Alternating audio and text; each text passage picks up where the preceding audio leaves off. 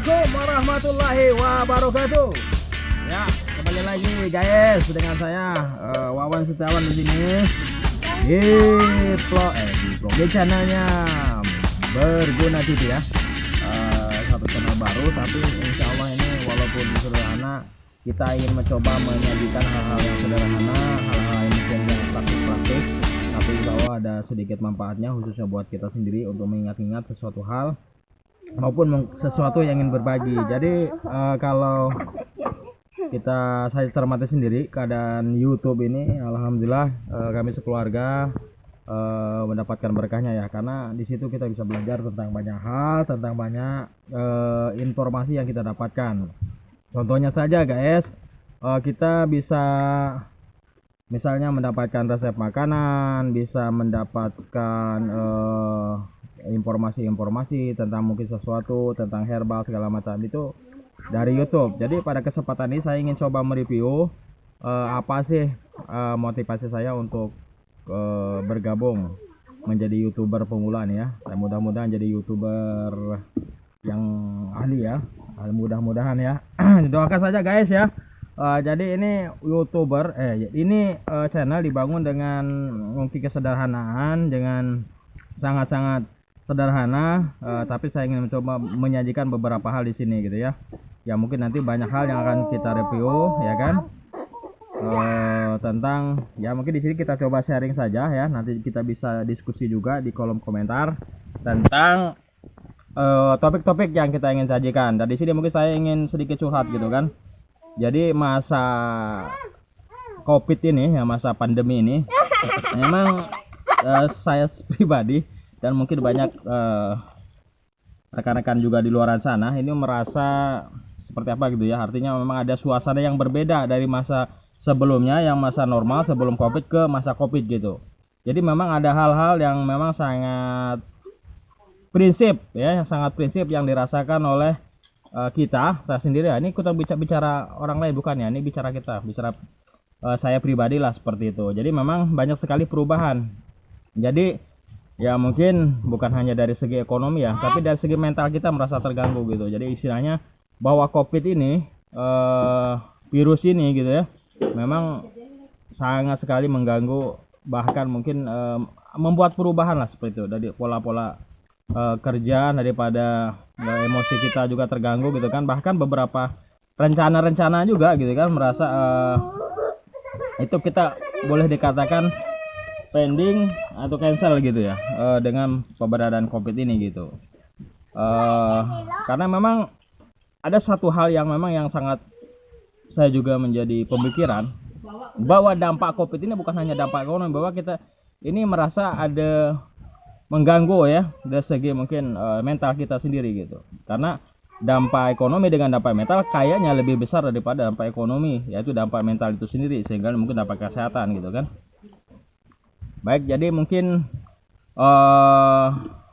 ada beberapa entry point yang saya coba katakanlah garis bawahi dari masa katakanlah pandemi ini, adalah salah satu yang memang menurut saya ini yang perlu juga solusi dari kita bersama maupun dari pemerintah. Dan ini memang harus ada kebersamaan, yaitu tentang dampak dampak mental kayaknya ya. Dampak mental ini lebih berbahaya kan, apa? Jangan sampai kita menjadi stres gara-gara pandemi ini gitu. Karena mungkin kita tidak normal lagi untuk bekerja ya kan, penghasilan kita juga menurun gitu kan. Nah, bahkan di informasi tadi saya dapat informasi dari enggak tahu dari radio gitu kan, banyak sekali keluarga sekarang ini bercerai gara-gara pandemi ini. Jadi sangat luar biasa. Jadi mudah-mudahan kita mendapatkan hikmah dari masa COVID ini. Jadi kita bisa belajar dari hikmah. Tentu dari suatu masalah Allah ini kan juga ada maksud gitu kan. Tuhan Yang Maha Kuasa ini ada maksud ya kan, bahwa dengan pandemi ini, dengan virus ini ingin menguji manusia gitu. Saya bukan mencoba berceramah di sini, saya bukan ustadz, saya juga bukan istilahnya yang lebih tahu lah. Tapi menurut saya pribadi saya mengambil hikmah. Dan mudah-mudahan rekan-rekan sekalian, para ya kawan-kawan di YouTube ini juga bisa mengambil hikmah ya dari pandemi ini gitu. Sehingga mungkin kita lebih bijak menghadapi situasi, sehingga kita lebih tenang ya. Jadi satu trik saja ya, dan mungkin ini juga sudah disampaikan oleh banyak pihak ya kan, bahwa kita jangan panik dalam menghadapi COVID ini. Jadi kita harus mengkondisikan pikiran dan hati kita bahwa ya namanya ujian, pasti kita akan mendapatkan ujian kapanpun gitu kan, termasuk pada tahun ini gitu kan, kita diuji dengan COVID ini. Tapi kita jangan sampai panik ya kan. Seperti yang sudah-sudah ini ada juga lucu ya, dan ini menarik gitu, tapi mungkin boleh dicermati gitu. Ini apa sebenarnya? Jadi saya dapat informasi dari kawan dari satu desa gitu, bahwa gara-gara COVID ini panik ya kan. Nah, kemudian yang uniknya yang dikumpul ini bukan beras, bukan makanan gitu. Makanan mungkin, tapi makanannya juga bukan sembako gitu, tapi mungkin bagian dari sembako, yaitu garam. Nah, ini ada satu kejadian informasi yang saya terima gitu kan.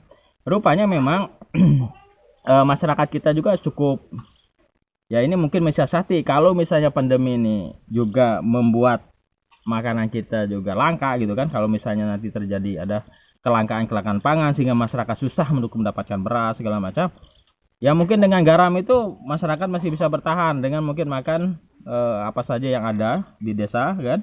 Ya garam itu kan salah satu yang bisa kita manfaatkan seperti itu. Jadi lucu. Jadi memang saya juga sempat juga ketawa gitu kan, kok garam yang dikumpulinya. Tapi saya cermati memang di masa-masa dulu memang pada waktu itu katanya sebelum ini juga kan kita pernah juga ada krisis pangan, sehingga orang susah ya kan mendapatkan makanan gitu kan. Jadi dulu saya juga pernah mengalami ya, masa-masa dulu kan masa sulit, bahwa kita nih makan hanya singkong gitu kan, ya mungkin istilahnya kalau di orang-orang Jawa nih oyak namanya gitu kan. Saya makan itu gitu ya kan. Jadi situasi itu pernah kita alami gitu. Tapi sekarang ya kita akan mengalami lagi ada suasana yang memang kita rasanya apakah kita akan mengalami masa itu gitu, sehingga kita susah sekali cari makan. Nah, problemnya sekarang ini singkong, makanan-makanan selain beras itu kan sudah juga jarang. Karena apa? Rata-rata di daerah kita ini, mohon maaf, kita fokus ke karet, kita fokus ke sawit.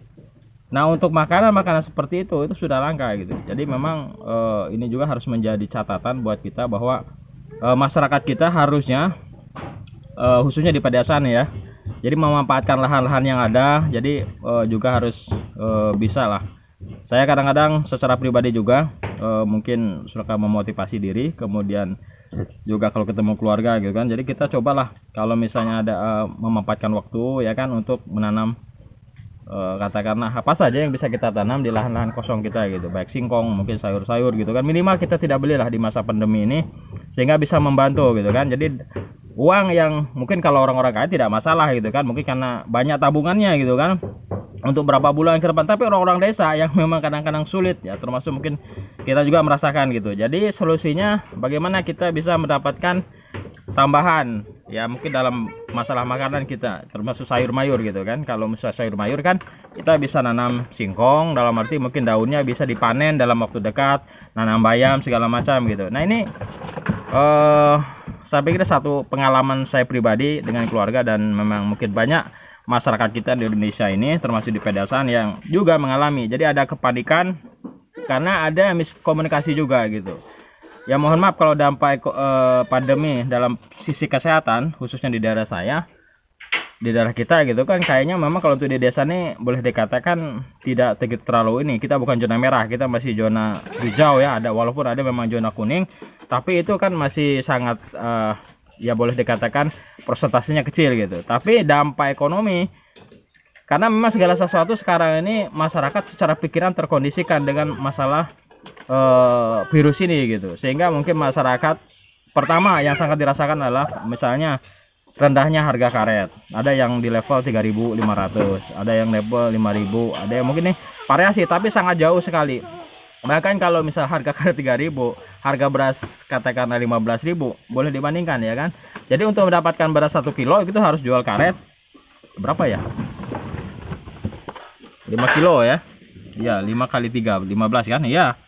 Jadi sangat-sangat berat sekali gitu. Kemudian sawit kan, karena rata-rata di daerah kita ini kan sawit gitu. Jadi itu juga menjadi beban tersendiri buat masyarakat kita gitu. Dan mudah-mudahan ada solusi-solusi nih dari rekan-rekan ya di masa Covid ini. Boleh memberikan masukan-masukan, nanti kita diskusi. Mudah-mudahan kita bisa minimal kita saling pengalaman, saling menguatkan di masa pandemi ini. Jangan panik.